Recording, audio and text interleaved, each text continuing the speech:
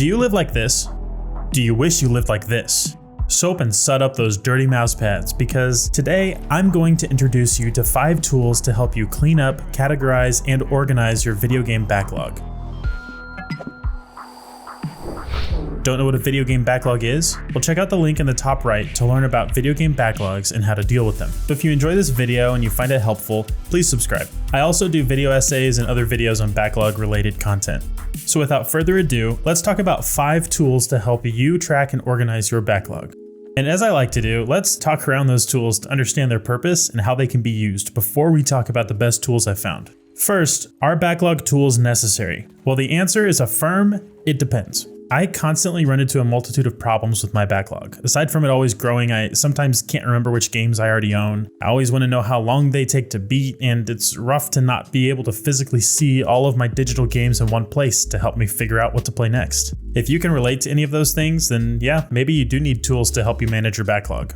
Second, what role do backlog tools play? Well, backlog tools play a number of roles. Some are going to help you see your games across multiple platforms. Some are going to help you figure out which games to tackle next. Some are going to give you extreme customization for note-taking, reviewing, tagging, or even leaving star ratings on your final impressions of a game. In my experience, there isn't a one-size-fits-all for backlog tracking. It's always using a number of tools together to tackle your backlog. And finally, third, what features are important to have in backlog tools? And this is entirely dependent on the end user, aka you.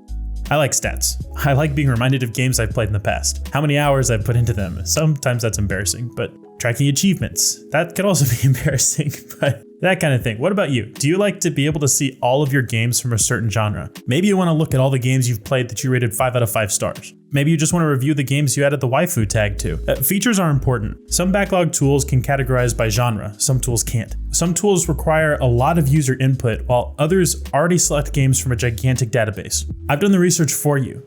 I've looked through a bunch of tools. Maybe you've even used some of these yourself. But my list of tools focuses on a bunch of features that I consider important to an avid backlog connoisseur.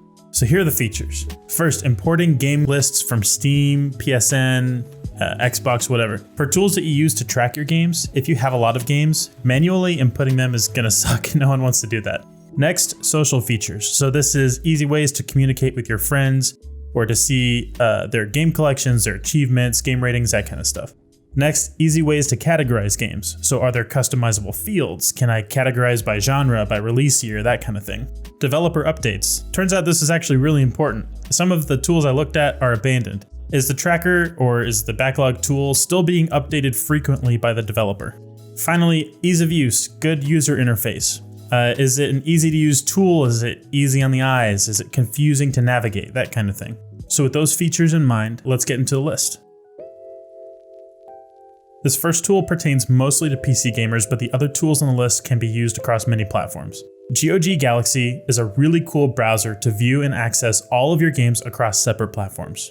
I'll just get my bias out of the way early. For someone like myself, who has multiple consoles, lots of games, owns Stardew Valley on 3 separate platforms because I'm an idiot, GOG Galaxy is amazing. I can see my Steam library, and I can see what I own in my Humble Bundle library, and I can see my PS4 games. This is a really incredible tool to see my entire collection all in one place. Here's some of the areas where GOG Galaxy excels. GOG Galaxy easily imports your games list from multiple sources. It's as easy as linking your accounts and then it's done.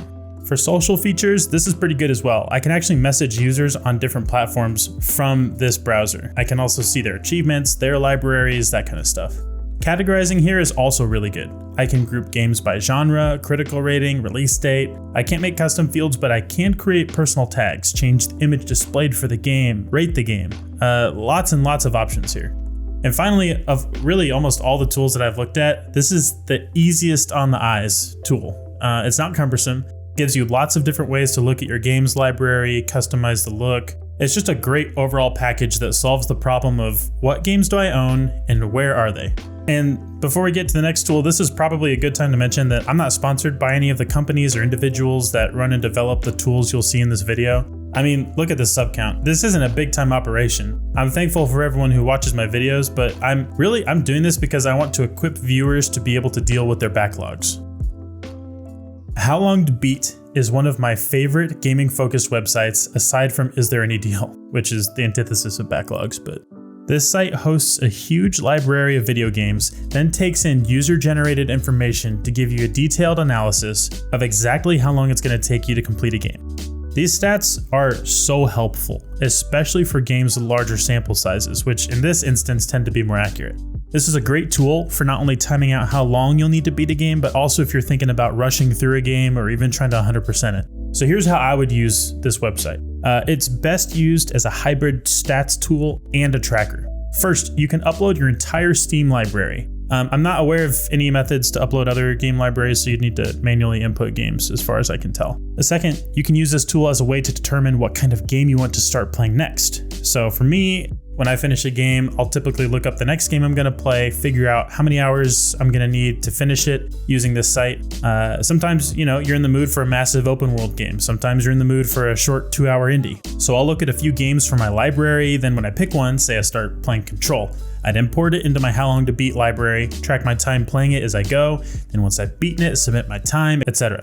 The nice thing about this site is that you can also leave reviews, notes on your playthroughs, engage in the forum. But the biggest downside is the site is a little bit clunky. I find it a little cumbersome to navigate. Plus, it's not entirely obvious how various buttons work together to create and categorize your backlog. For instance, I've created duplicates on a number of occasions, which is kind of lame, but overall, this is a really powerful tool. Now we're going to be talking more exclusively about backlog tracking apps. The first of them will be the GG app, which is available via web browser or on Apple or Google Play stores. For sake of transparency, I do need to say that I'm an acquaintance of GG's solo developer. I don't know him personally, but I did spend like $12 early on when he first started development in order to kind of support him as he kept working on it. But that said, I also want to say I actually haven't used this app in a couple of years, but upon revisiting it and using it more than this last week, I've been pleasantly surprised to see that this has grown substantially, both in features and in user base. And this is really cool to see something that started on the ground level where almost no one knew about it to come back and see like, oh wow, there's a lot of people using it. It's got a slick, very easy to use interface, as well as a ton of social features, including reviews. You could create lists of different types of games. I actually think it's pretty similar to Letterboxd, which is a social media app for film watchers and armchair critics. Aside from not being able to make custom categories, probably the biggest downside is not currently being able to import any of your game libraries. This is a highly requested feature that the dev is working on, as you can see on the roadmap. So that said, I think the best way to use this app is to use it to track your backlog, use it to see what your friends are playing, create lists of games you like to buy on sale one day, that kind of thing. Next, this is my preferred method of backlog tracking. It's not the prettiest, it's not the most informative, but it's Trello. Trello is a digital note card interface that allows you to create columns of categories, then items to populate each of those lists. For our purposes, we're going to look at my 2019 backlog Trello board. I haven't touched it, since the good days before 2020, but I'd first create tags that match each platform I own. So red for Nintendo Switch, blue for PS4 games. Then I created columns. So we got backlog for my gigantic backlog premiere, and this is for any new games I purchased during the year. And then we have currently playing games I'm currently, you get the idea. For me, this system works very well. The biggest downside is that it's not as pretty as the other trackers, but you can put more work into this to make the catalog look nicer. I think this system is really good if you're working with a smaller backlog, or if you don't want to see all your games at once, just the ones you're focusing on. But mostly I love it just because of how dang functional it is. Also, I love space, can you tell? And finally, for the last tool, I can now reveal that this entire video was clickbait because I don't actually have 5 tools to show you. No, I actually have 8 tools to show you. And I'm going to bunch these last 4 tools into one section. These tools are all backlog trackers. They have various pros and cons, and I wanted to show them because though I haven't used them as extensively as I have the other tools that I've shown in this video, I think giving you a lot of options and letting you decide which tools you like the best is probably the best route for your success with your backlog. So this is going to move fast, but here we go. 1. Backloggery. This is really just functional. While the categorizing is nice, and there are social elements, it's not very pretty to look at. You can't import games lists, and it's going to take a lot of time to get your backlog up to speed with this one. But it is frequently updated, and if you stay on top of it, this could be a very good option for you. Completionator has a big games library, lots of filters and customization for tracking and organizing, importing options for your game libraries, and it's got time tracking. And you can also tell the overall value of your game collection. So if you want to know how much money you've spent on games and feel bad when you realize you could have, like bought a Tesla instead, this is the tool for you.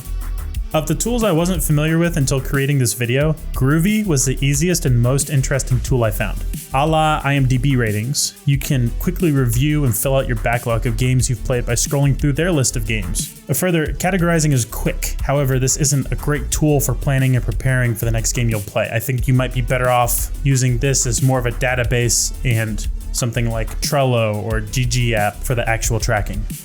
And last, All My Games. This tool is a little hard in the eyes, but it does import your Steam, Xbox, and PSN libraries, and it gives you an okay method of quickly rating your games and backlogging them. This is probably the least impressive tool with the least amount of features that I found, but perhaps this might work for you. Okay, that's the list. I hope you found it helpful. As a reminder, if you did enjoy this video, please subscribe, please leave a comment below letting me know of any backlog tools you use that I didn't mention in this video. And finally, we have a Discord, like every other content creator in the world, but ours runs backlog games and other fun backlog related discussions. So if you're looking for like-minded backlog friends, look no further. The link is in the description. B.